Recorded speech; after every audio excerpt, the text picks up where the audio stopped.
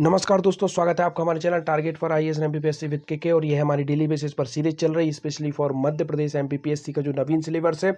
और कुछ समय पहले हमने इसे शुरू किया था, परंतु किन्हीं कारणों से मैंने बंद कर दिया था। वो कारण मैंने आपको बताया कि तत्कालिक रूप से मेरा मेंस और साथ ही साथ प्री के एग्जाम साथ ही आ गए थे और उस कारण से हम इसे कंटिन्यू नहीं कर पाए, परंतु अब हम इसे कंटिन्यू करेंगे। और यह मेरा वादा है आपसे, लगभग 10 से 15 दिन में हम पूरा का पूरा सिलेबस कवर कर लेंगे। तो इस सिलेबस का हमारा ये लास्ट वीडियो है, अर्थात यह जो गुप्त वंश पढ़ रहे थे हम, ये लास्ट है और इसी के साथ 3 पार्ट में हमने गुप्त वंश को डिस्कस किया है। और यह हमारी पूरी सीरीज का 24वें नंबर की वीडियो, अर्थात 24 भाग है। इसके पहले 23 वीडियो और आ चुकी हैं। आप उनको चाहे मैंने प्लेलिस्ट बना दिया है, एमपीपीएससी न्यू सिलेबस के नाम से प्लेलिस्ट है, वहां पर आप उसे देख सकते हैं। आयोग की भी वीडियो आ गई है, उसे भी आप देख सकते हैं।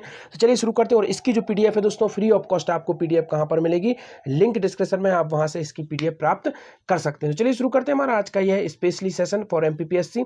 तो जल्दी फटाफट शुरू करते हैं बिना समय गवाए हुए, क्योंकि हमारा उद्देश्य है जल्दी से जल्दी सिलेबस को पूरा करना है। स्पेशली कम से कम आपकी हिस्ट्री तो पूरी हो जाए। और इसकी जो पीडीएफ है फ्री ऑफ कॉस्ट है दोस्तों। टेलीग्राम चैनल आपको ज्वाइन करना है, लिंक डिस्क्रिप्शन में, आप वहां से टेलीग्राम चैनल को ज्वाइन कर लीजिए और पीडीएफ को प्राप्त कर लीजिए। देखिए शुरू करते हैं। मध्य प्रदेश में गुप्त वंश का शासन भाग 3। तो इसके पहले हमने गुप्त वंश को डिस्कस किया था और मैंने आपको पूरी डिटेल तरीके से बताया था किस तरीके से चंद्रगुप्त टू, आपके उदयगिरी और जो भिन्न भिन्न प्रकार की जो गुफा है, यहाँ पर उदयगिरी की गुफा है, आपका सांची के पास में जानकारी मिलती है। आक्रामक देव आते हैं उदयगिरी में, हम देखते हैं कि आपके जो उनके काय नामक सिक्के प्राप्त होते हैं। दमोह में जाकर आप देखेंगे। तो यह सब कुछ हमने इंपॉर्टेंट फैक्ट यहाँ पर डिस्कस किए थे। और इसी के क्रम में यह लास्ट वीडियो है गुप्त वंश से संबंधित। अभी तक अगर आपने 2 वीडियो और नहीं देखी है तो उनको आप प्लेलिस्ट में जाकर देख सकते हैं और टेलीग्राम चैनल पर भी आपको उनकी पीडीएफ मिल जाएगी। चलिए शुरू करते हैं। तो इसमें पहला फैक्ट हमारा यहाँ पर निकलेगा। हमने देखा था कि हुणों का जो आक्रमण है दोस्तों, मैंने आपको पहले भी बताया था किसके काल में शुरू हो गया था। तो हुणों ने अपना आक्रमण करना शुरू कर दिया था। जो कुमारगुप्त थे, इनके शासनकाल में हुणों का आक्रमण शुरू हो गया था और सर्वाधिक इनको ही हुणों का आक्रमण इन्होंने सामना किया था। परंतु हुणों को परास्त किया था, उनको रिटेलिएट किसने किया था? कुमारगुप्त के बाद आएंगे स्कंदगुप्त, इनके पुत्र हैं। उनके द्वारा हुणों का काफ़ी ज़्यादा जो हुणों को भी हानि पहुंचाई गई थी और हुणों के माध्यम से जो गुप्त वंश था उसको भी काफ़ी अधिक छत विच्छेद किया गया था। अब देखते हैं, कुमारगुप्त के शासनकाल में भारत पर हुणों का आक्रमण शुरू हो गया था। सेकेंड इंपोर्टेंट पॉइंट हम देखेंगे, स्कंदगुप्त ने कई बार अपना पराक्रम दिखाते हुए हुणों को पराजित किया था। तो जो कुमारगुप्त थे उनके बाद आते हैं स्कंदगुप्त। तो कुमार का अगर आपसे क्वेश्चन पूछा जाता है दोस्तों, क्योंकि मैं यहां पर आपको कोशिश करता हूं क्वेश्चन बताने की किस तरीके से क्वेश्चन बन सकता है। तो अगर आपसे पूछेगा एमपीपीएससी किस तरीके से कि किसके काल में, किस गुप्त वंश के शासक के काल में हुणों का आक्रमण प्रारंभ हुआ था, तो आपको आंसर क्या लगाना है दोस्तों? तो योर आंसर इज डेट, कि आपका आंसर क्या होगा? आपका आंसर होगा कि जो आक्रमण शुरू हुए थे वह किसके शासन काल में शुरू हो गए थे? कुमारगुप्त के शासन काल में शुरू हो गए थे। और स्कंदगुप्त ने अपना पराक्रम दिखाते हुए इन्हें आउट कर दिया था, अर्थात इन्हें बाहर कर दिया था भारत से। इसके बाद देखेंगे, परंतु हुणों के बार बार आक्रमण से गुप्त साम्राज्य को आघात पहुंचा, क्योंकि मैंने आपको बताया था युद्ध कोई भी हो, दोनों ही प्रशासन को उसमें नुकसान होता है। युद्ध करने वाले को भी और युद्ध जो थोपता है उसको भी नुकसान झेलना पड़ेगा ही। तो युद्ध में किसी का फायदा नहीं होता। विन विन कंडीशन, जो जीतता है वह भी बहुत कुछ खोकर ही जीतता है। तो काफी इंपॉर्टेंट है। अब देखेंगे नेक्स्ट फैक्ट यहाँ पर, यद्यपि बुद्धगुप्त के एरण अभिलेख से, तो अर्थात आपको याद रखना है कि बुद्धगुप्त का एक अभिलेख कहां से प्राप्त हुआ है? एरण से प्राप्त हुआ दोस्तों। और एरण से ही भानुगुप्त का एक अभिलेख प्राप्त हुआ था और वही दोस्तों सती प्रथा का एक साक्ष्य था। उसको मैंने फर्स्ट वीडियो में डिस्कस किया था जब हमने प्रागैतिहासिक काल और उसके बाद हमने डिस्कस किया था वैदिक काल, वैदिक काल के बाद हमने जनपद काल डिस्कस किया था। इसके पहले वो वीडियो आ चुकी है, अगर आपने नहीं देखी है तो आप प्लेलिस्ट में चले जाइए, वहां पर आपको समझ में आ जाएगा। और हमने वहां पर देखा था कि जो कृष्णकांत वाजपेयी थे, जो खोज करता थे, उनके द्वारा खोजा गया था जो एरण का जो अभिलेख था भानुगुप्त का, और उसी से ही साथ ही सती प्रथा की जानकारी मिलती है। तो सागर क्षेत्र में बना रहा, अर्थात इस जो बुद्धगुप्त का जो एरण शिलालेख, इससे क्या जानकारी मिलती है कि 477 से 500 ईस्वी तक सागर क्षेत्र में गुप्त राज्य बना रहा, अर्थात हुणों के बार बार आक्रमण के बाद भी सागर क्षेत्र तक यह विस्तृत रहा। और सागर से ही मैंने आपको बताया था, सागर के पास दमोह जिला है और सागर से ही प्रवेश किसने किया था दोस्तों? समुद्रगुप्त ने प्रवेश किया था अपनी विजय को आगे बढ़ाने के लिए, जो हमने लास्ट वीडियो में डिस्कस किया था। अब देखते हैं ग्वालियर अभिलेख। तो यहां पर भी काफी अधिक इंपॉर्टेंट दोस्तों, ग्वालियर अभिलेख में बताया गया है कि हुण शासक मेहरकुल, तो हुण शासक 2 शासकों के नाम आपको बार बार मिलेंगे। एक नाम मिलेगा आपको मेहरकुल और एक इंपॉर्टेंट नाम कौन सा है? एक नाम है आपका तोरमाण। तोरमाण कौन था दोस्तों? जिसने 12 मूर्ति बनाई थी। कहां पर बनाई थी?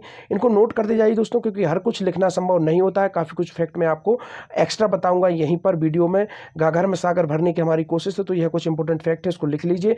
तो जो हुण था उसमें मेहरकुल का जो फादर था, फादर कौन था दोस्तों? मेहरकुल का पिता कौन था? तोरमाण। याद रखिए, तोरमाण। तो तोरमाण कौन था? इसने एरन में दोस्तों 12 की जो मूर्ति बनाई थी, 12 अवतार की, तो वो किसने बनाई थी? तोरमाण ने बनाई थी। तो और मेहरकुल उसका पुत्र था और मेहरकुल ने मंदसौर में एक सूर्य मंदिर बनवाया था। तो इसकी जानकारी क्यों मिलती है दोस्तों? इससे आपसे क्वेश्चन किस तरीके से पूछ लिया जाएगा कि हूणों की जानकारी मध्य प्रदेश में किस अभिलेख से मिलती है दोस्तों? तो ग्वालियर अभिलेख से मिलती है और उसके बाद मिलती है आपके एरन अभिलेख से। तो दोनों में वो क्वेश्चन पूछ सकता है आपको कि सागर क्षेत्र में हूणों की जानकारी किस अभिलेख से मिलती है, तो वो आपका ग्वालियर लगाएंगे आप। और अगर वो पूछता है मध्य प्रदेश में पूरे में उनकी जो प्रेजेंट्स है उसकी जानकारी किससे मिलती है, तो उसमें आप ग्वालियर अभिलेख आंसर लगाएंगे। जो ग्वालियर अभिलेख है वहीं से जानकारी मिलती है दोस्तों कि हूण शासक जो मेहरकुल है, इसके फादर का नाम क्या था? तोरमाड़ था। तो मेहरकुल ने मंदसौर जिले में क्या बनवाया था? एक सूर्य मंदिर बनवाया था। दोस्तों यहाँ पर एक और इंपॉर्टेंट फैक्ट आपको बता देता हूँ, कहीं कहीं आपको मिलेगा कुमार गुप्त ने भी एक सूर्य मंदिर बनवाया था। दोस्तों दोनों ही सही हैं, मंदसौर में मेहरकुल ने भी सूर्य मंदिर बनवाया था और कुमार गुप्त ने भी मंदसौर में ही सूर्य मंदिर बनवाया था। अब देखते हैं, किंतु मेहरकुल की यह सफलता स्थायी नहीं थी, अर्थात काफी कम समय तक इनका शासन इस क्षेत्र पर रहा है। जैसा कि मैंने आपको बताया था, कुमार गुप्त के बाद आते हैं स्कंदगुप्त। तो स्कंदगुप्त रिटेलिएट करते हैं या फाइटिंग करते हैं और इनको धकेल कर बाहर कर देते हैं। अब देखेंगे, इसे मालवा के यशोधर्मा और मगध के नरसिंह गुप्त ने, तो यह याद रखिए काफी अधिक इंपॉर्टेंट है, किन्ने इसे पछाड़ा था? तो इसे मालवा के यशोधर्मा और मगध के नरसिंह गुप्त ने 530 ईस्वी के आसपास परास्त कर दिया था। तो किसे परास्त कर दिया था दोस्तों? मेहरकुल को परास्त कर दिया था। इसके बाद हम देखेंगे, इसके बाद में मेहरकुल का राज्य कश्मीर, गांधार तथा सिंधु नदी के पश्चिम के कुछ भागों तक सीमित रह गया था, अर्थात मध्य प्रदेश से वह अपना बोरिया विस्तार लेकर निकल गया था, अर्थात मध्य प्रदेश से उसका जो राज्य था वह खत्म हो गया था। इसको आप इस अर्थ में भी समझ सकते हैं। अब देखते हैं नेक्स्ट, मध्य प्रदेश में प्राप्त प्रमुख गुप्तकालीन साक्ष्य। यह one of the best important fact है दोस्तों, यहीं से डायरेक्ट क्वेश्चन उठेंगे। तो देखते हैं, मध्य प्रदेश के उत्तरी क्षेत्र में गुप्त शासकों से संबंधित अनेक पुरातात्विक साक्ष्य प्राप्त हुए हैं। तो कौन कौन से पुरातत्व कहां से प्राप्त हुए दोस्तों? उत्तरी क्षेत्र से। याद रखिए, मध्य प्रदेश के जो उत्तरी क्षेत्र है उससे गुप्तों के अनेक साक्ष्य प्राप्त हुए हैं। तो कौन कौन से हुए देखिए, जबलपुर में तिगवा विष्णु मंदिर। तो यही क्वेश्चन आपसे पूछा जाएगा, तिगवा विष्णु मंदिर कहां पर है? तो यह कहां पर दोस्तों? जबलपुर में और गुप्तकालीन है। बघेलखंड के नागौद में भूमरा का शिव मंदिर। तो याद रखना है, भूमरा का शिव मंदिर कहां पर है दोस्तों? वर्तमान में यह सतना में पड़ता है, तो उसको याद रख लीजिएगा आप। जो बघेलखंड बोला जाता है उस पूरे क्षेत्र को, और नागौद नामक जगह, और इस पर देखेंगे आप भूमरा में कौन सा मिलता है? शिव मंदिर मिलता है। अजयगढ़ का नचना कुठार में पार्वती मंदिर मिलता है दोस्तों, और यह अजयगढ़ वर्तमान में कहां पर है? इनको नोट करते जाइए दोस्तों। जैसे कि मैंने आपको बताया, भूमरा शिव मंदिर वर्तमान में यह किस जिले में पड़ता है? यह पड़ता है दोस्तों सतना जिले में, नोट करिए इसको। इसके बाद थर्ड बताता हूं आपको, अजयगढ़ में कौन सा मंदिर है दोस्तों? नचना कुठार में पार्वती मंदिर स्थित है। और दोस्तों यहां पर आपको याद रखना है, अजयगढ़ किस जिले में पड़ता है? यह पन्ना जिले में पड़ता है वर्तमान में। इसके बाद देखेंगे, सांची का बौद्ध मंदिर, सभी को मालूम है दोस्तों सांची विदिशा के पास है, परंतु यह किस जिले में आता है दोस्तों? यह रायसेन जिले में आता है। और रायसेन जिले में जो आप देखेंगे भीमबेटका की गुफाएं हैं वह भी रायसेन जिले में ही आते हैं। इसके बाद आप देखेंगे, गुप्तकालीन चित्रकला के साक्ष्य कहां से मिले हैं दोस्तों? तो मध्य प्रदेश में बागी की गुफाएं कहां पर हैं? धार जिले में है से प्राप्त हुए हैं, यहां धार में है। इसके बाद सिक्स्थ ऑप्शन देखेंगे आप, इसकी तुलना अजंताओं की गुफाओं के चित्र से की जाती है। किसकी तुलना की जाती है दोस्तों? बाघ की गुफाओं में अजंता के चित्र से की जाती है। दोस्तों बाघ की गुफा के अंदर कुछ अन्य गुफाएं भी हैं, अंदर नाम दिए गए हैं कुछ गुफाओं के, वह भी काफी अधिक इंपॉर्टेंट है। जैसे पूछ लिया जाता है, लोहानी की गुफा कहां पर है? नोट करिए, लोहानी की गुफा। तो लोहानी की गुफा कहां पर है दोस्तों? वह भी धार में ही है।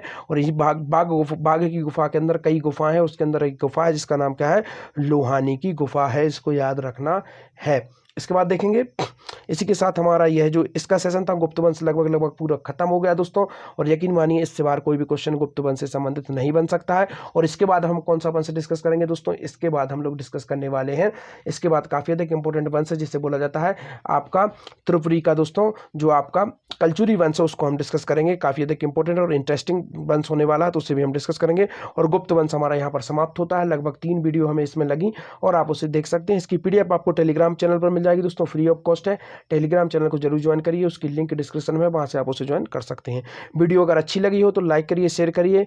अगर यह भी नहीं कर सकते तो कम से कम वीडियो को देखकर उसके नोट्स जरूर बना लीजिए, क्योंकि वो आपको बेनिफिट करने वाले हैं।